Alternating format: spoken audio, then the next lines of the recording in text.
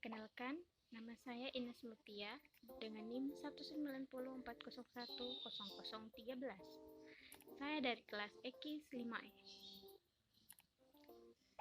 Langsung saja, perkenankan saya akan membawakan sebuah materi mengenai manajemen proyek. Langsung saja, dengan mempersingkat waktu, kita ke materi. Jadi, manajemen secara umum adalah suatu upaya untuk mencapai suatu tujuan dengan sumber daya seminimal mungkin atau seefisien mungkin. Sementara itu, proyek adalah rencana pekerjaan dengan suatu target pencapaian tertentu yang diselesaikan dalam rentan waktu tertentu. Juga secara kolektif, manajemen proyek adalah suatu pendekatan atau metode untuk mengelola suatu proyek dengan efektif dan efisien. Sistem ini hadir sebagai perangkat untuk membantu mengelola kegiatan-kegiatan yang berbentuk proyek. Misalnya, proyek konstruksi. Tanpanya, suatu proyek akan sulit dieksekusi, baik dari segi biaya, waktu, atau bahkan kualitasnya. Next, kita masuk ke tujuan manajemen proyek. Yang pertama, tujuan dari manajemen proyek adalah dapat menyelesaikan dengan tepat waktu. Dengan adanya hal ini, proyek akan selalu dimonitor supaya tepat selesai dalam waktu yang telah ditentukan. Pengawasan seperti ini memperlancar pekerjaan proyek.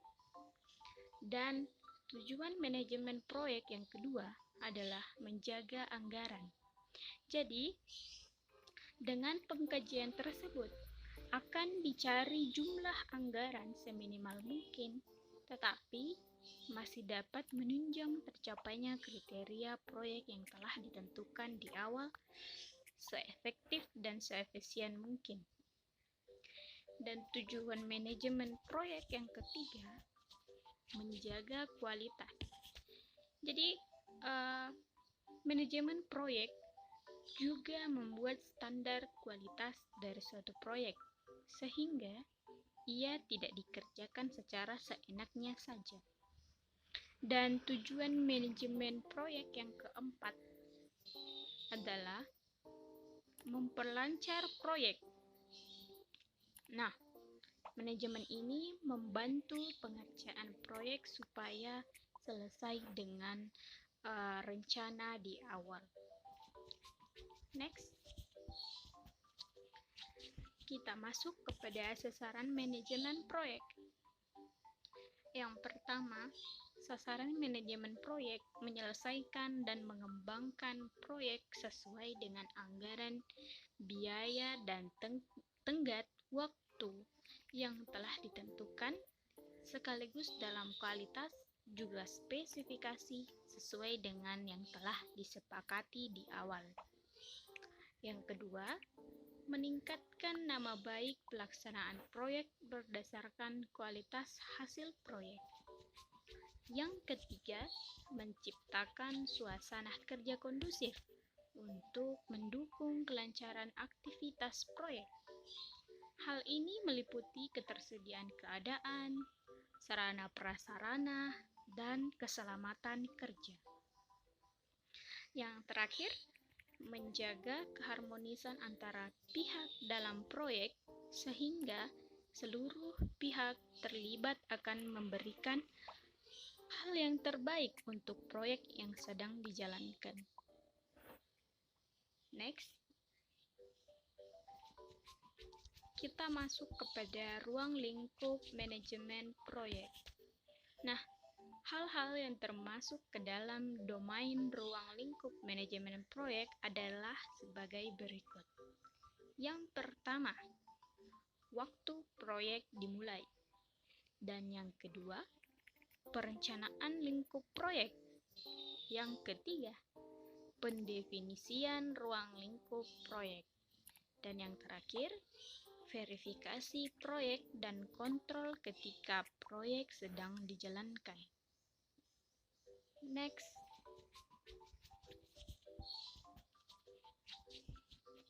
contoh manajemen proyek. Yang pertama, proyek konstruksi.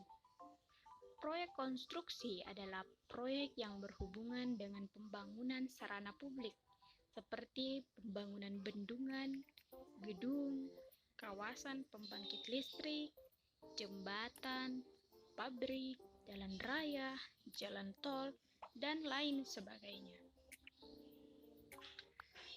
Yang kedua, proyek penelitian. Proyek penelitian pada dasarnya adalah sebuah proyek yang dilakukan untuk kepentingan penelitian dan pengembangan. Hasil dari penelitian tersebut nanti ini digunakan untuk meningkatkan kualitas dari suatu barang atau jasa, atau hanya untuk pengembangan ilmu pengetahuan saja. Yang ketiga, proyek padat modal. Proyek padat modal ini adalah proyek produksi yang sangat besar dengan bantuan mekanik atau robot. Proyek ini disebut padat karena pada eksekusinya membutuhkan modal yang sangat banyak. Banyaknya modal yang diperlukan membuatnya hanya bisa dilakukan oleh perusahaan yang sangat besar. Kita masuk kepada kesimpulan. Jadi, supaya suatu proyek bisa berjalan dengan lancar menuju di tujuannya dengan spesifikasi yang telah ditentukan di awal, diperlukan manajemen proyek yang baik.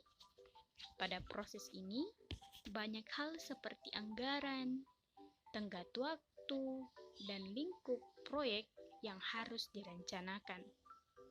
Pada setiap proyek terdapat resiko, terlebih pada proyek-proyek besar. Banyaknya keputusan yang harus diambil untuk membuat banyaknya kemungkinan dari hambatan-hambatan dan risiko yang akan muncul. Untuk menghindari risiko-risiko tersebut, Anda bisa mencari jalan keluar dengan mempertimbangkan secara juga segala kemungkinan yang dapat terjadi pada proyek yang sedang Anda jalankan. Oke guys, mungkin itu saja dari saya. We'll meet again. Bye-bye.